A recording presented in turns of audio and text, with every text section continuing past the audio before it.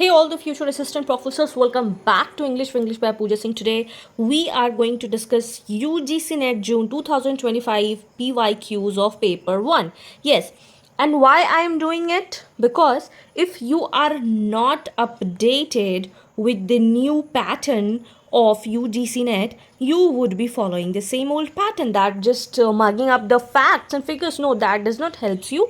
So make sure you understand this thing. And yes, today we are going to discuss the communication UGC NET question from all the subject. I'm not just considering the one subject. I have taken the question from like different shifts also and subjects also. So let's get started without any delay. And also I have made a video on teaching aptitude PYQs. If you haven't watched that, kindly go and watch that, and I'll be covering all the units. Okay, so let's get started. So section 1 will be types and levels of communication from question number 1 to question number 4. This was appeared in UGC NET Physical Education 28 June shift 2 question number 26. So what is the question? It is a typical kind of question, and if your basics are not clear, अगर आपका basic clear नहीं है, then this might create a problem. See, it looks simple. UGC NET gives simple words, but if your basics are not clear, it is difficult. Okay, so which among the following are the types of communication? Now you must have heard of group, you must have heard of dreaming, like soliloquy, talking to oneself. Yeah, it can also be true, but it's not. Interpersonal, yes, you can remember inter by different. You might have heard of intercaste marriage, and how this is how I remember intercaste marriage, and marriage happens between two people. So inter means always different, two people, two different sects of people. Reading group, have you heard of reading group? I haven't heard of reading. Have you heard of reading communication? No, I haven't heard of it. Then intrapersonal, yes, intrapersonal, talking to yourself. So the correct answer gives A, C, E. This is how you have to eliminate. Okay, and this is how you have to choose the correct. You have to think, no, सपने में आदमी बात नहीं करता, सपना में बात नहीं करना, उसको कोई communication नहीं बोलते हैं. Okay, so the correct answer is ACE, and the standard classification of communication based on like group that involves 3 or more people interacting. Interpersonal communication between two people, as I gave the example of marriage, intercaste marriage, so that you will be remembering this. Intrapersonal, that is communication with oneself, including thinking, contemplation, of which dreaming is an example, but it is not an communication. Please mark it. Okay, so dreaming and reading are the activities, but not the fundamental type of communication center. Now let's move to question number 2. It has been appeared in UGC NET Environment 25 June 2025 Shift 1 question number 26. So when a person is talking to himself or herself or contemplating or dreaming while in sleep, then this type of communication is known as interpersonal, intrapersonal, intercultural, or international. What do you think will be the answer? As of now, we have just discussed interpersonal means talking to oneself. Intra means talking to oneself. Inter means that requires two people. Intercultural means talking, it's intercultural means having a relation between the two different kinds of culture and not the type. Internationally talking about the national, like India, China and all that. So this is culture when we will be developing or talking about the culture between the culture. So it is the correct answer will be intrapersonal. Intra means within. Intrapersonal communication is cognitive and emotional process of communicating within oneself. So this is the correct answer. Question number 3. It has been asked in UGC NET Mass Communication 25 June shift 2 question number 18. The teacher is teaching in a class of students. This can be the best example of what? Face to face communication. यहाँ पे face to face communication, mass communication, a lot of people are there, intercultural communication, or the group communication. What do you think? You can pause it and you can answer it for your own revision. The correct answer will be the group communication. Why group communication? Because while there is an interaction face to face, okay, as of now I am teaching, but I cannot see you. But when I used to teach in school, there were students. There were students sitting there, okay. So this is the best and most specific classification of group communication. Why? Because I am teaching to many, okay, I am teaching to many students, okay. and one to many within a defined boundary and usually shared goals learning means, if I am talking about UGC NET Paper 1, if I'm talking about UGC NET Paper 1, my whole class would be having that idea that yes, ma'am is talking about the previous year question of UGC NET Paper 1, right? Mass communication is different thing. Intercultural communication is different thing. It's talking about the media to reach a larger audience, like that. Okay, face-to-face communication is this. It's not that I'm teaching to only one particular student. So this is it. Now we move to question number 4. This is a match the following question. Okay, so this is column A, type, and common B is a definition. What is a public communication? Public communication means one person speaking to a large number of people. Okay, then group communication would be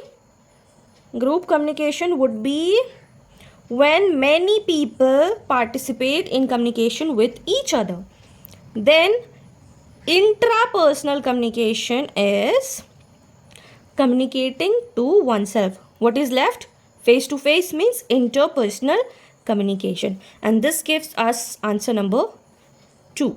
So public is one speaker addresses to a large non-interactive audience. Group means many people participate and interact. Interpersonal communication with oneself, and intrapersonal means communication between two individuals. Now we move to section number 2, where when we discuss about the communication models and barriers, and please let me tell you, this is one of the most important section where communication always, UGCNET always ask heavy questions in this. Okay, so make sure you learn it, you write it somewhere. It looks very easy, but the language is very tricky, those who have not had the basics. Okay, so this has been asked in UGCNET Masscom shift 26 June shift 2, question number 26. Okay, you have to match the following Laswell's formula. Again, this is very important one, please kindly read it. So this is the meaning is given and the terms are given. So who says in which channel, to whom, receiver, communicator, message, medium. So I'll just explain you in a simple way. This is the sender, this is the receiver, and when the message is being transferred, we say this as a channel. Okay, so who means who initiates the communication or the sender. So it will be who will be the communicator. Okay, then says what means that is the message. In which channel means they are talking about the medium. To whom means it is the receiver. This gives A3, this is A2, B3, C4, D1. That gives the answer number 3. So I hope this is understand. Who means communicator, says what means message, in which channel, that is medium, to whom means receiver, with what effect. Now we move to question number 6. This has been asked in UGC NET English 27 June, shift 2, question number 15. Now, which of the following is not, you have to be very careful when it is appeared not an element. We are in very hurry in examination, and the exam pressure, the pressure in the examination is too high. So please make sure you watch it, because it looks very simple but it is tricky. Not an element of communication within the communication process cycle. What is not the communication? We just talked about sender, receiver, channel, medium, message, whatever you can say, whatever makes you feel easy. Okay, so what is not an element? Sender is element, receiver is element, channel is element. What is not? Time. Okay, so the core elements of any communication would be the sender, message, channel, receiver, encoding, decoding, and the feedback. So channel, receiver, sender are essential structural element. This is the contextual factor that influences communication, but it is not considered as the functional element of the basic communication flow. I hope you understood this. Now moving to the next question. UGC NET Mass 25 June shift 2, question number 41. If there is a fault in the mechanical or the electrical channel, the free flow of communication will be what? Obstructed. this obstruction is taking at what level? Again, sender, receiver, channel, or message. So, if there is a mechanical fault or the electrical channel fault, so if you are talking about the mechanical or the channel fault, it would not be the encoder, it would not be the decoder. We say sender also the encoder and the receiver to be decoder. Okay. Feedback, it is given by the decoder. Feedback is given by the decoder. So it is at the transmission level. Okay, so a mechanical or the electrical, example static, a broken cable might be there, the physical noise might be there. So this noise directly affects the movement of the signal, the message or the sender to the receiver through the channel, and this movement is called the transmission. The obstruction occurs when the signal is being transmitted. This is very important question, please mind it. Okay, now we move to the section 3 that comes under the non-verbal communication and the skills. And also, if you haven't watched my communication video, please go and watch that, because that's very, I have made that class very interesting. Just I have took the example of pizza and I've explained it so nicely. Means I have got many compliments and many thankful message for the communication video. Please go and watch that. That's very interesting, and your basics will be very clear, and you will be able to solve all these questions from that single video. I'll put that link in the description. Okay, so the section 3, UGC NET Physical Education 28 June, shift to question number 26. Which of the following come under the category of non-verbal communication? Okay, what does that non-verbal communication means? Where you don't speak. That means non-verbal communication. Okay, body language, shouting, gestures, facial expression. Which of the following come under non-verbal? So shouting, you have to use the words. Okay, even if you're shouting, you're using slang words, you will be using words. Without words, it won't be shout. Is it shouting? No, that hush sound is not shouting. And you cannot shout without the voice, without the language. Okay, so I guess B will be cut. So B options will be cut. We are left with 2 options. Then conversation on the telephonic call, it cannot be possible. You cannot remain mute, and it cannot come under the, like, you are talking on the phone and it cannot be like you are not speaking something. Okay, so it comes under. So we left with body language, gestures and facial expressions. So these comes under the non-verbal communications. Okay, body language, gestures, like all are the form of kinetics, and body movement are purely non-verbal. Okay, and the second last question, UGC NET Geography 29 June 2025, shift to question number 14. Which of the following are required to become a good listener? And this is like quite a capable quality of, if you are a good listener, you will be ahead of like thousands of people, because you would be listening, you will be filtering, you will be funneling things. Okay, so what is required? Keep quiet while listening. True. Listen with negative attitude towards the speaker. Big no. Show interest in the speaker. Of course, that's needed. Focus on the dress and appearance of the speaker.